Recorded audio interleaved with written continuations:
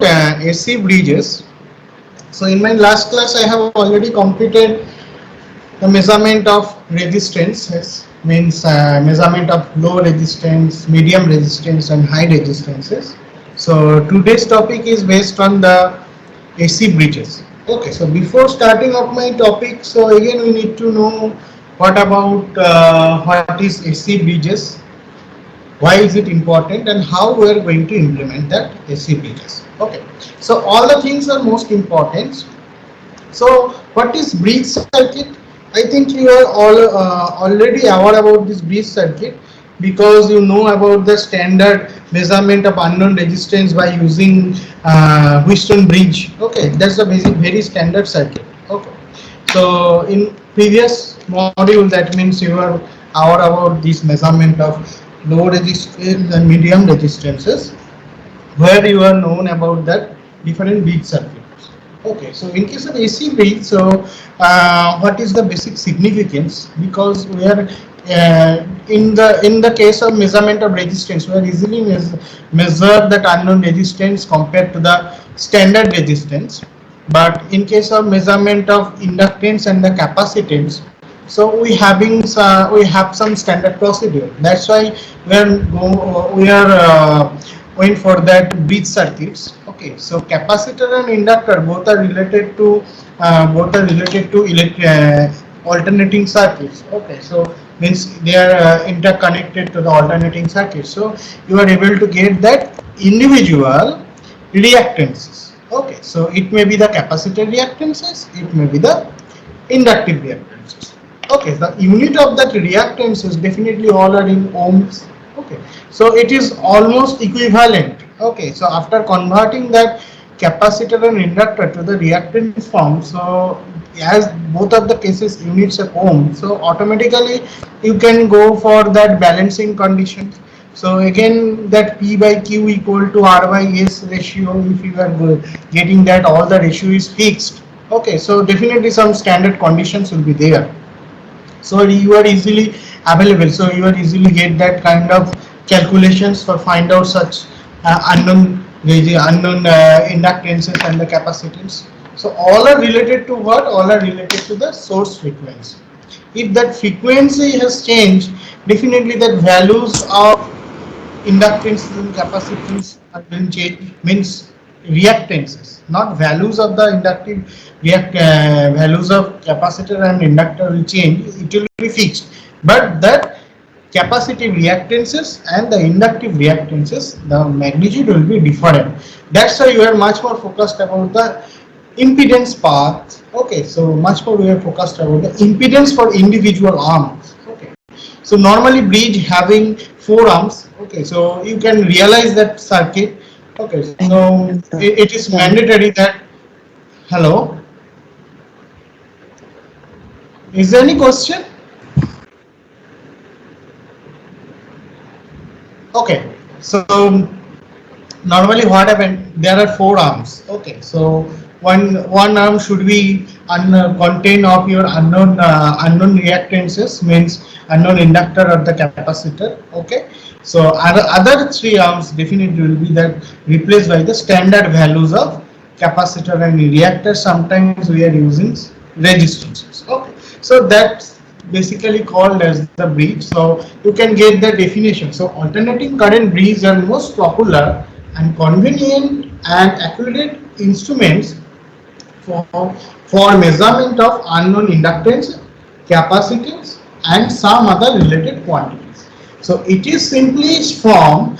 AC bridges can be thought to be derived from the conventional DC Wheatstone bridge. So you can understand it is the structure is more or less relatively similar to your DC Wheatstone bridge structure, but we are using it the different manner.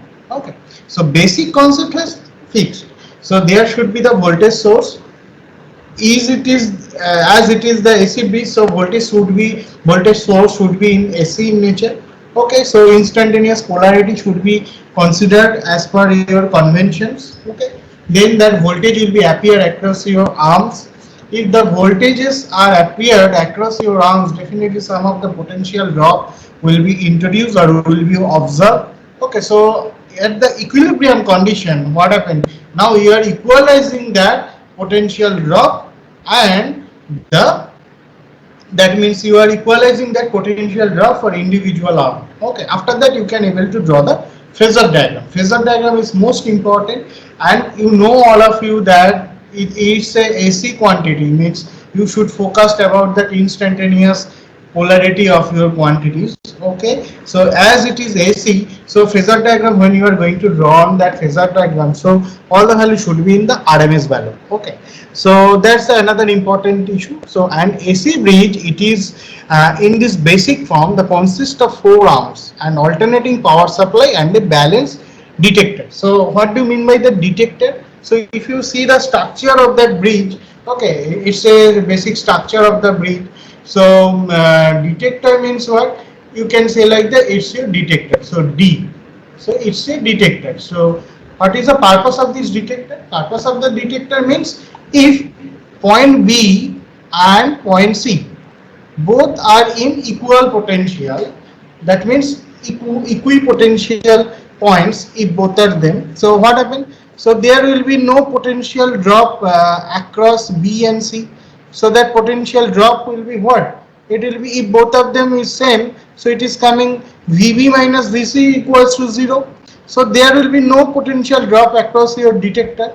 So what happened? There will be no current will be flowing through this detector, because you know about that the flowing of that current means it is coming from that flowing of the charge. Okay, so flowing of the charge, opposite current normally is flowing opposite the direction of the flowing of your charge. Okay, so if flowing of that, if both of the cases potential difference are same, so there will be no flow of electrical charge. So if there is no flow of electrical charge means what? So there will be no presence of any current. Okay, so if there is no current is flowing through your B to C directly, so there will be no pointer movement of your detector. So how do you select the detector? So some standard methods are there. So I am going to tell about the selections of the detector. Okay, so sources and detector in AC bridges. So what are the most important points of there? Okay, so here you are understand that we are going to measure the unknown inductance and unknown capacitance by using, and that some other related quantities. Sometimes we are going to find out that frequency. Okay, so these three are the most important for quantities that can be electrical quantities that can be measured. Okay, that can be measured by your electrical bridges, bridge circuits, especially AC bridge circuits. Okay, so that's the basic motivation of this chapter. So now we are much more bothered about that, what are the normal specifications of your source and the detectors in your AC bridge. Okay, so normally what happen, we are using the vibration galvanometer. Vibration galvanometer means some of the current is flowing over there, so that pointer will be vibrating. Okay, so you can understand that pointer is vibrating for it's a fixed position, so some of the amount of current is flowing through your pointer. So what happened, that selected frequency, so it's a AC bridge, so frequency should be constant. Okay, so it should not be changed with your instant, so frequency must be constant. That's the basic prerequisite. Okay, so the selected frequency and discriminations, again the harmonic frequency. So if there is some, if you using some of the sometimes some circuits you may use where that harmonic frequency also be there. So selected frequency and the discrimination against that harmonic frequency, that's the basic prerequisite. Okay, there should not be any changes of your frequency. Then the vibrations galvanometer are most commonly used. So galvanometer, okay, so most commonly used as a tune detector in the power frequency. So it is power frequency means 50 hertz. Okay, and low audio frequency range. So low audio frequency range means what is our frequency range? Audible frequency range, it is 20 hertz to 20 kilohertz. So low audio frequency range means below from your 20 hertz. So normally and power frequency it is in your audible range, means 50 hertz. Okay, so so it is sorry, so that's why you are using sometimes that vibration galvanometer. So you can see that vibration galvanometer may be used as a detector. So some of the current is flowing through this detector. So if B and C points are not equipotential point, okay, if it is equipotential, so there will be no current flowing through B to C.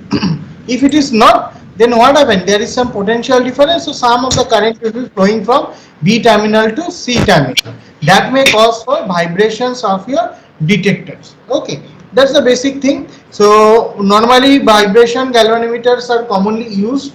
Okay, so other than vibration galvanometer, okay, so what are the most important detectors are normally used, that we need to know. Though the vibration galvanometer can be used, can be designed to work as a detector over the frequency range 5 hertz to 1000 hertz. Okay, so they have the highest sensitivity. Okay, so what is the basic importance of this vibration galvanometer? It having good sensitivity. Okay, so very minimal amount of changing of that current. Okay, so that may cause for deflections of your pointer. So it's a very good sensitivity when operated for frequency below 200 hertz. Okay, so it is much more applicable when your frequency range is below 200 hertz. Okay, so I think you are able to understand. So what is the range of that vibration galvanometer? Then we can go for another thing, that is called headphones or the audio amplifier. Okay, so headphone, that is commonly used in our measurement lab. Okay, we are normally using that headphone. Okay, headphone means you or it to your ear. Okay, and you try to listen, is there any sound you have observed by using this headphone or not. Okay, so some minimal amount of signal is flowing, means some minimal amount of current is flowing through your headphone. So what happened, you are able to hear some of the minimal amplitude of the sound. So that means your system will not be in properly equilibrium. So you have to find out that equilibrium point. Okay, equilibrium point means you have to find out that potential of V and C should be same. Okay, that point you need to be find out. Okay, you need to be found out. Okay, so how do you found out? So you are using the deflector. Okay, different. So deflector is moving, means deflecting means there is not equilibrium point. So when deflector will be steady state or standstill condition, so you can conclude that there is no current flowing through your deflector, so it is in equilibrium condition. Okay, and in case of headphone, what happen? You can hear some of the very minimal amount of sound signal. Okay, you can able to hear that signal. That means B and C terminal is not equilibrium condition. Okay, when it will be equilibrium means B and C will be equipotential, so there will be no sound or no noise. You are able to hear to your ear. Okay, so are that headphones or audio amplifier are the popularly used as a balance detector. Okay, in the AC bridges where the frequency ranges is 250 hertz to above and up to 3 to 4 kilohertz. And you can understand that how much range will be there. So it should be the audible range. Okay, why it is audible range? Because if it is not in your audible range, so you are not able to hear that signal or hear that sound, so you are not able to understand it is balanced or not.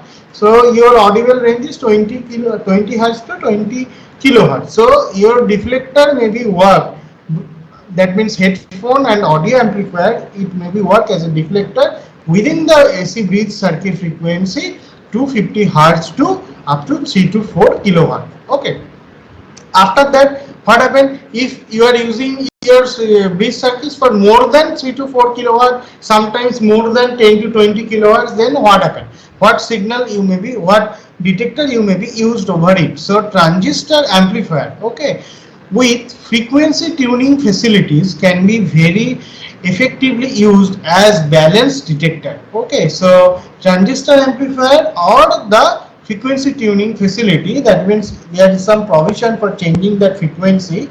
Okay, so with the AC bridges, okay, that may be used With the proper tuning, these can be used to operate as a selective band of frequencies with high sensitivity. Okay, such detector can be designed to operate over the frequency range of 10 Hz to 100 kilohertz. So what happens for 10 Hz to 100 kilowatt? What instrument you are using as a balance detector? So it is a transistor amplifier with frequency tuning facility.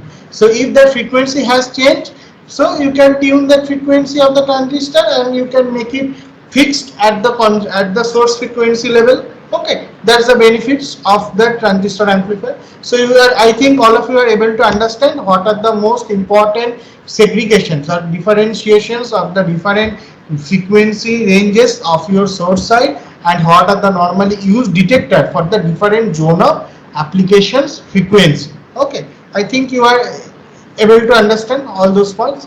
Now we are thinking about the basic structure or the general balance equation for the 4-arm bridge. Okay, normally in case of DC bridge or Wheatstone bridge, we are using the unknown resistance. Okay, so we are using the different resistance to the different path. Maybe in case of A and B path, sorry, A and B points. So in case of bridge, 4 distinct points are there. Okay, A, B, C and D.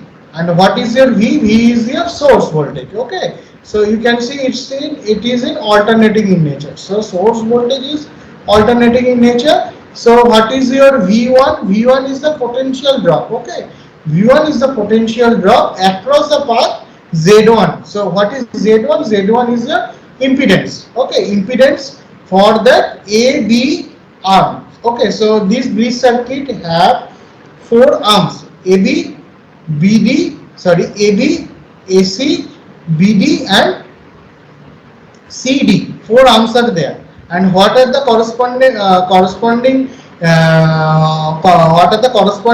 impedances? That for AB arm, that Z1, ACM it is Z2, then BDM it is Z3 and CDM it is Z4. So 4 impedance path are there. Okay, so as it is AC circuit, so definitely there are most 2 important terms will be there. Number 1 is your impedance, so you can think about that amplitude of that one of the parameters, and another one is your phasor angle. Okay, 2 things are most important: magnitude and the phasor angle. Okay, because this is AC circuit. Okay, and total voltage V. Okay, total voltage capital V is appear across the total circuit. Okay, so what is your potential drop across your AB? So it is V1. So what is your potential drop across your AC? It is V2. Okay, then V3 is the potential drop across B and D, and V4 is the potential drop across C and D. So total 4 potential drops are there. So what happens? So I current, you can see that I current is flowing through A to B path. Okay, then I3 is flowing from B to D, then I2 is flowing from A to C, and I4 is flowing from C to D. Okay, so total 4 potential drop: V1, V2, V3, V4, and 4 currents are there, that is I1, I3, I2 and I4. Okay, so and your total potential voltage appear across your bridge, it is capital V. Okay, so I think you are able to understand, all of you are. So if the B and C, these 2 points having equal potential, so there will be no current through this D, means through this detector path. So in that case your I1 equal to I3. So total amount of current I1 is flowing through Z1. Similar amount of current will be flowing through Z3. So Z1 and Z3 will be in series, and I1 equal to I3. For the equilibrium condition, equilibrium condition means balance condition. That means your VB and VC. So potential across B and C will be 0. So there will be no potential drop across B and C, means VBC equals to 0. In that case, I1 equal to I3 and I2 equal to what? I2 equal to I4. Okay. And your V, capital V equal to what? V2 plus V4 equals to V1 plus V3. I think you are able to understand. As V equals to appear across your potential means V equals to V2 plus V4, and this V equals to similarly V1 plus V3. Okay. Also B potential, the terminal point, so bridge point B and C is potential is same at the equilibrium condition or the balance condition. That means what? Your V1 equal to V2. Is there any doubt? Your V1 equal to V2. If your V1 equal to V2, then what? V3 will be similar to your V4. There will be no potential drop. Okay, because V3 will be similar to your V4. Okay, then we can discuss about the path or the different mathematical equations. So what happened? The balance in the bridge is secured by adjusting one or more of the bridge arm. Okay, so balancing is happened for one or by adjusting one or more than one or more of the bridge arms. Okay, balance is indicated by zero response of the detector. So when it is in balance condition, so it will be indicated zero response to the detector. At balance, so no current flow through the detector. So all are the very important point. That means there is no potential difference across the detector. Means the potential across detector D is 0. Okay. Or the other word, the potential point B and C are the same. So potential point B and C are the same. So potential difference in between B and C is 0. This will be achieved if the voltage drop from A to B equal to the voltage drop of path A to C. So voltage drop A to B, similar that voltage drop A to C. Okay, both in the magnitude and the phase. Okay, so first we will discuss about the magnitude, then we can go for the phase. So what happened? We can be write that complex quantity, all are in the complex quantity. So there is some magnitude and the phase angle. So that's why bar sign is there. So V1 equal to V2 at the balance condition means there will be no current flowing through the detector. So B is potential and C potential is same. The potential point B and C is same. So what happened? That V1 and V2 will be same. So what do you mean by that V1? V1 equal to I1 into Z1. So I1 bar into Z1 bar equals to same that I2 bar into Z2 bar. So all the path will be same at the equilibrium condition. Also at balance, since no current flows to the detector, balance condition, there will be no current flows to the detector. So I1 and I3 both should be same. So what will be that value I1 or I3? So total potential appeared is your V bar, V whole divided by Z1 plus Z3, because Z1 and Z3 is series and total source voltage V is appear across your Z1 plus Z3. So your I1 equal to I3 equal to V bar divided by Z1 plus Z3. Simple thing.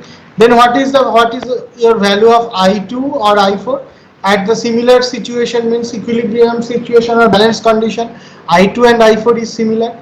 So what is that value? So what is the value of I4 is total voltage is V appear across these 2 points.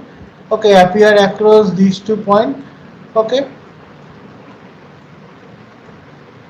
It is your V appear across this point. So V whole divided by Z2 plus Z4. It is coming here I2 or I4. Okay, I2 and I4 are same and I1 and I2 are same because there is no current through this detector path. Okay, then you can replace all those values. The value of I1 will be replaced by V bar whole divided by Z1 plus Z3, and value of I2 will be replaced by V bar whole divided by Z2 plus Z4. So you can get this expression, okay, by replacing the value of I1 and I2. So finally we are able to find out that Z1 Z2 plus Z1 Z4 equal to Z2 Z1 plus Z2 Z3. Okay, so Z1 Z2 both side it same, so it will be cancelled each other. So Z1 Z4, so finally it is coming Z1 Z4 equal to Z2 Z3. So Z1 by Z3 Z1 by Z3 equal to Z2 by Z4. So Z1 by Z3, Z1 by Z3 equal to Z2 by Z4, like your P by Q equal to Q by S. Okay, so all are coming like that manner, means your Wheatstone bridge structure. In Wheatstone bridge it was in resistance, where P by Q, R by S is equal to your unknown resistance. In this case, you are using that Z1 by Z3 equal to Z2 by Z4. Okay. If you are using that admittance in form of in state of impedance path, so how it will become? So it will come Y1 Y4 equal to Y2 Y3. Okay. All the cases are similar. The product of impedances, one pair of opposite arm must be equal to the product of impedances with the other pair of your opposite arm. So cross multiplication. So Z1 Z4 is your Z1 Z4 cross arm equal to Z3 Z2. So you can understand such a manner.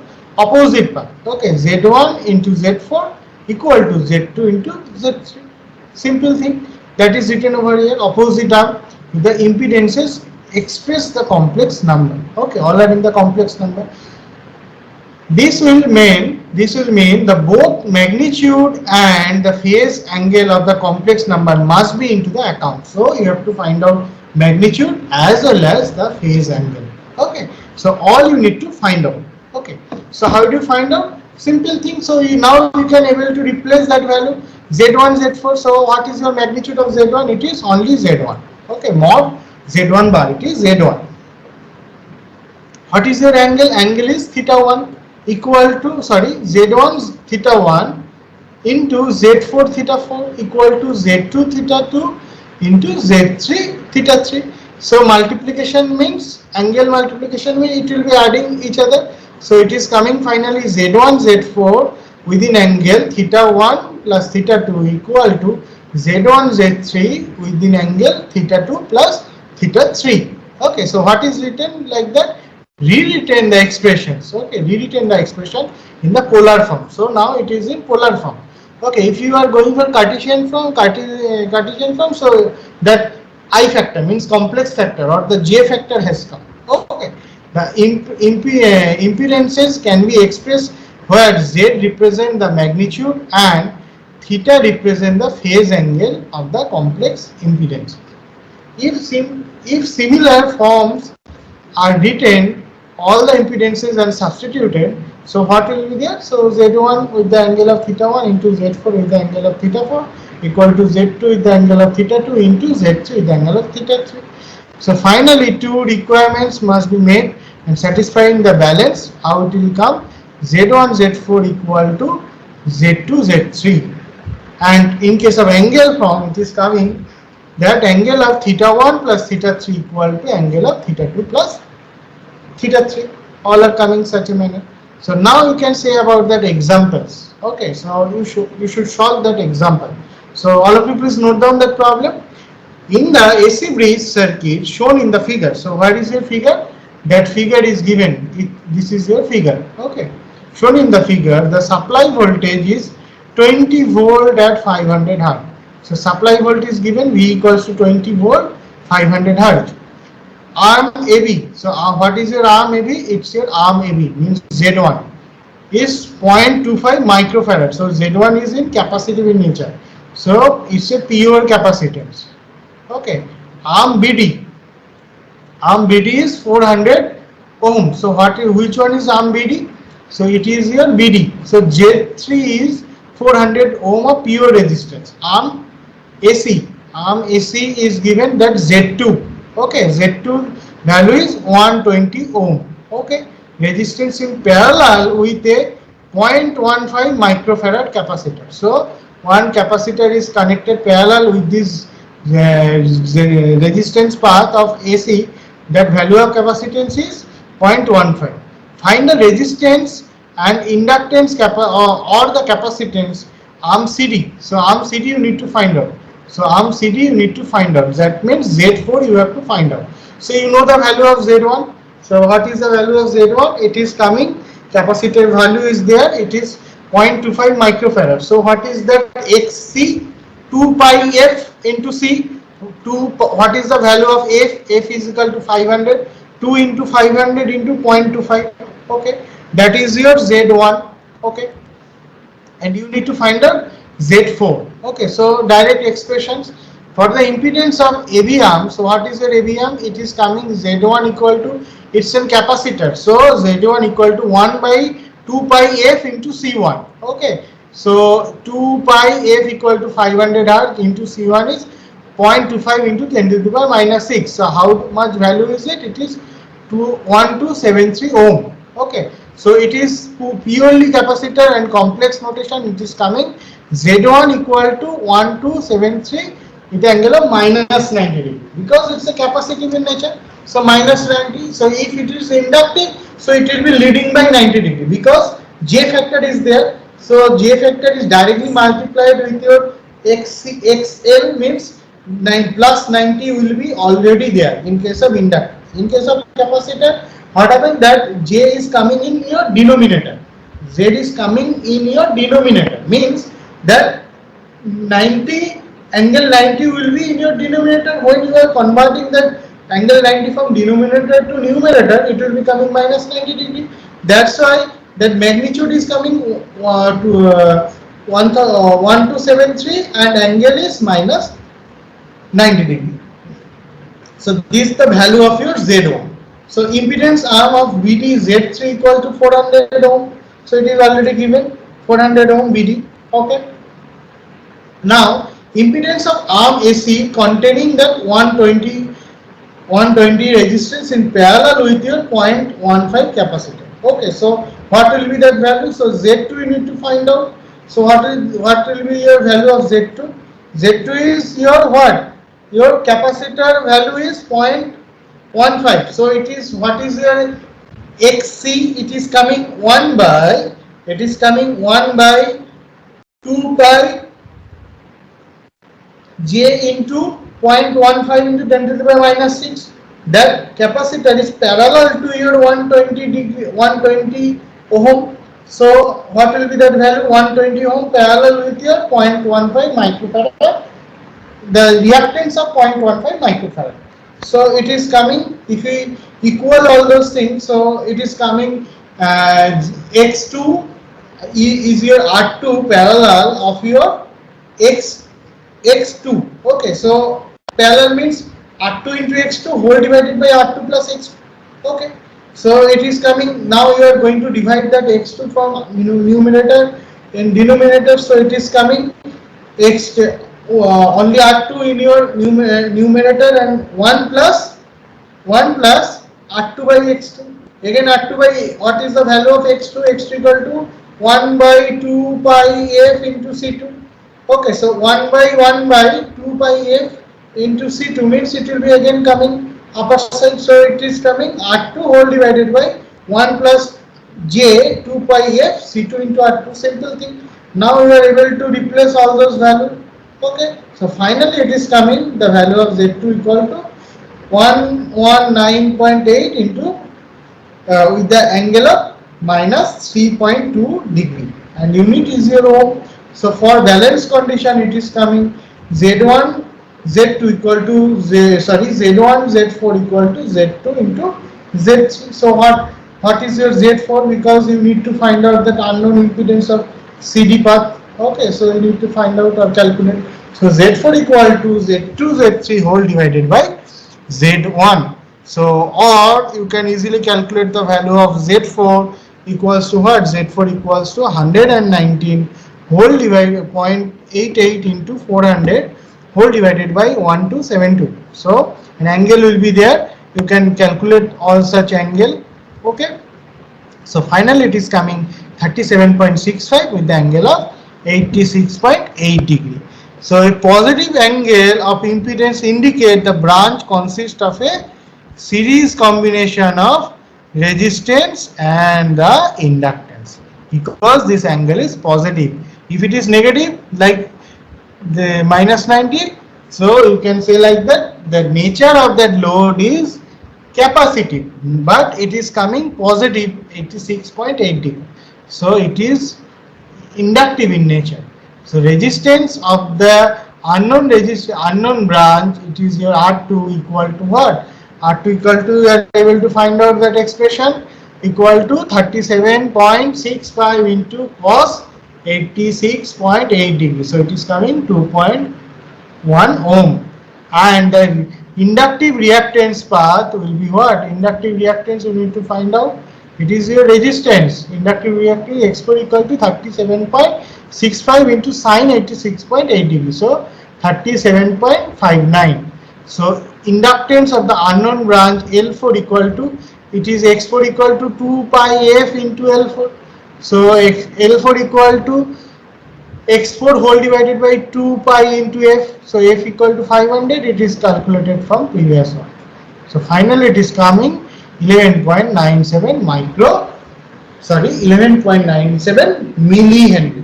So by using that balanced bridge, okay, balanced AC bridge, you are easily find out the values of unknown inductance. Okay, so similar process may be followed for find out that unknown capacitance. Okay, so this is the basic discussions and the basic structures, okay, of that AC bridge, and you can solve this basic numerical problem, and it's a very simple numerical problem. Now we can go for measurement of self inductance, because I have already discussed the motivation of this chapter to find out that unknown inductances, unknown capacitance, and sometimes other unknown parameters, okay, or the electrical quantities like frequency. Okay, so normally we are using such methods. So first one is your Maxwell inductance bridge. So what is your Maxwell inductance bridge? Maxwell inductance bridge is what is used to measure the value of unknown inductance. Okay, it is measured by unknown inductance by comparing with a variable standard self inductance. Okay, so this method we normally find out for the measurement of self inductance, and Maxwell inductance bridge is used to measure the value of unknown inductance. Which type of unknown inductance? It is unknown self inductance by comparing variable standard self inductance. So here you can see it's your variable standard self inductance.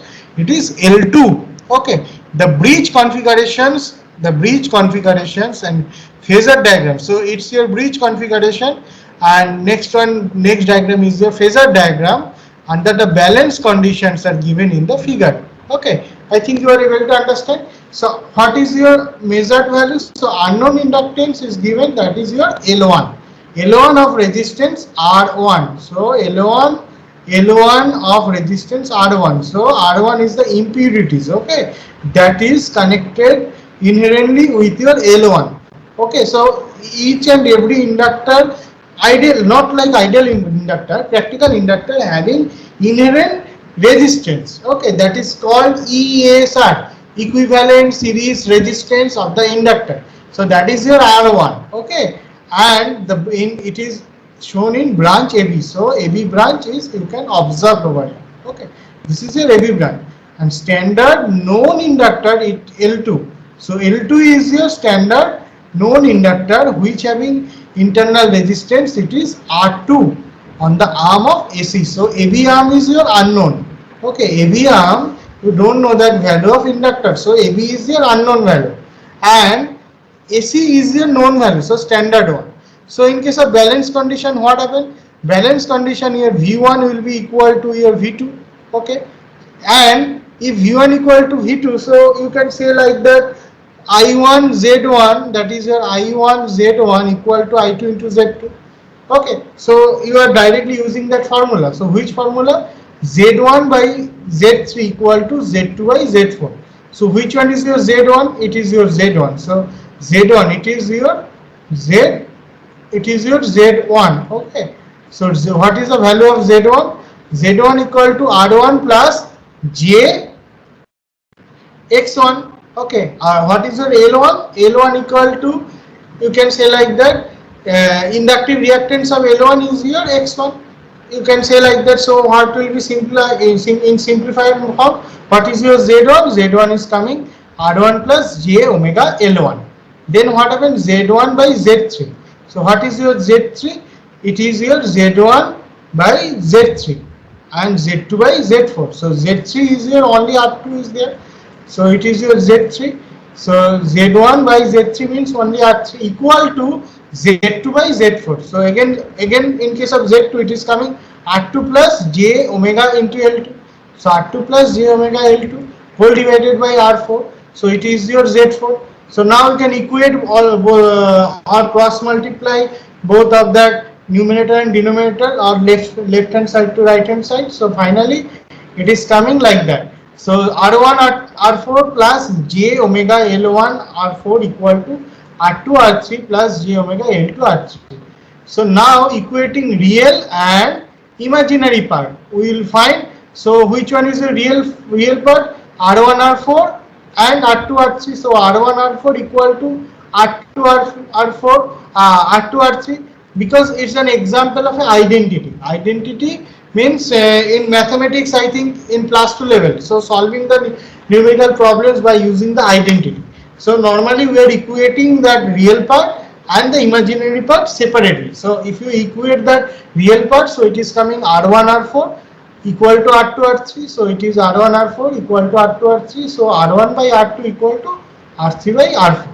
So also for equating that imaginary part, so what will be that value? So J omega L1 R4 equal to J omega L2 R3.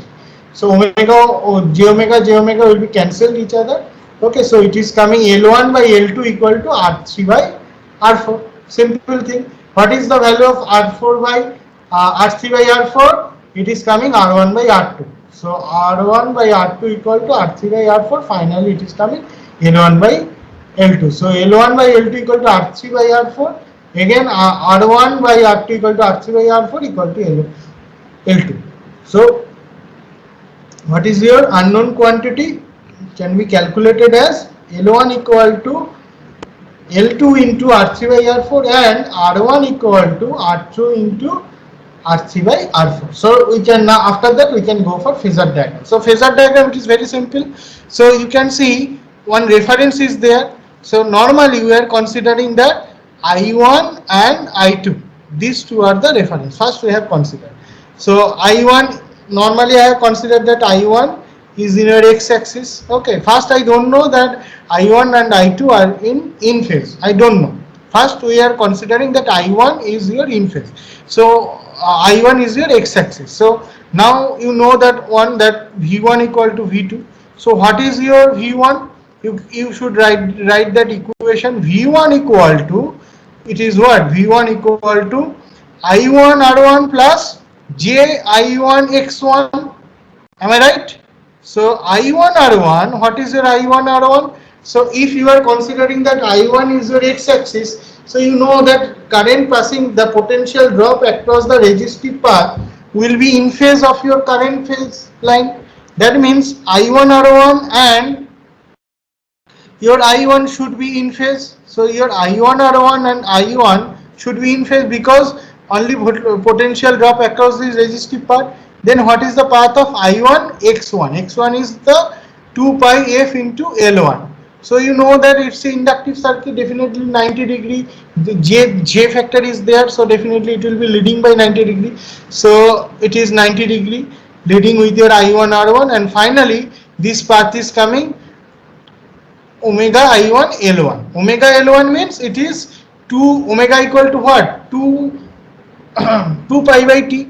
Okay, so 2 pi f, omega equal to 2 pi f. Okay, so 2 pi f into L1 equal to x1 and multiply with your I1. So it is potential drop. So how much value will be there? So this path will be your omega L1 I1. So it is connected and coming to the V1. For the equilibrium condition, V1 and V2 will be same. Now we are cross checking. So V1, we have reached that V1 point. Then we know that V1 and V2 is same for the equilibrium condition. So what will be the value of V2? So V2 equal to what? I2 R2 plus I2 into L2.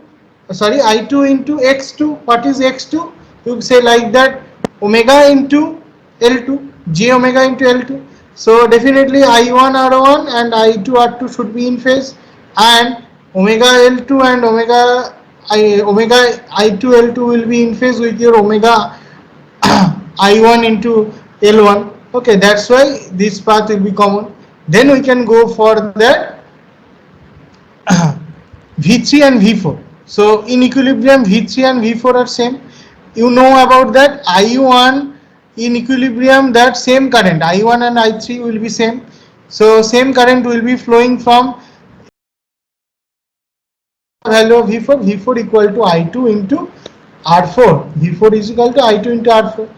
So V4 and V3 in same. Now we can conclude that if I3 and V2 all are in same phase, so I1 and I2 should be the same phase. So V1 and V4, it is coming V1, V3 and V2, V4 all are coming. So what is the value of V? V equal to V1 plus V2. So it is your V1, this point is your V1, okay, this point is your V1, it is your V1 point, and what is your V3 point? It is your V3. So you can add both of them in vector addition, so you will get that V. So what is the value of V? V equal to V1 plus V3. Same thing also happened, V equal to what? V2 plus V4, and your I1 and I2 should be in the phase. Okay, I think you are able to understand, very simple phasor diagram. Okay, so I think this is enough for today. Okay, so in my next class I will discuss again in the other bridges of Maxwell inductance bridge. Okay, if you have any doubt you can ask me. Okay, so in next class you can also ask me some of the doubt if you are not able to understand the phasor diagram and other mathematical steps. You can ask me again. Again I discuss about this matter. And one important announcement that all of you should start that assignment. Assignment means what? That previous year question paper solving. Okay. So till now I have completed that analog meters. Okay. In analog meter, lots of meters are there: PMMC, moving iron. Okay. Then electrodynamometer type instruments. Okay, so these three are I have already completed. Then measurement of resistance, it's also completed. Now we have started with the bridge circuit. So my suggestions to all of you, so all of you should start your assignments. Okay, till today I am not giving the last date of assignment. Okay, so after solving some of the other modules numerical, I will collect your assignment. So I have suggesting all of you, please do start your assignment from the previous modules. Okay, means you have already completed 2 modules. Okay, so 2 module, all the 5 years or 5 years question paper of that all are available in NEET portal. That means the mid-sem question paper as well as the end-sem question paper. Okay, related to the module 1 and the module 2. In module 1 I have also discussed about some calibration, standardization. Okay, lot of things are there. Okay, that I have already completed. So all the completed portion you should solve from the previous year question paper. So that is my another suggestion. So time to time you should be update yourself and always prepare your class note paper. So after completing your bridge, again I will collect that your class note based on your resistance, unknown measurement of the unknown resistance and the AC bridge circuit after completing my portion. Okay, so I think this is enough for today. So if you have any doubts, so definitely we'll discuss in my next class. Okay, so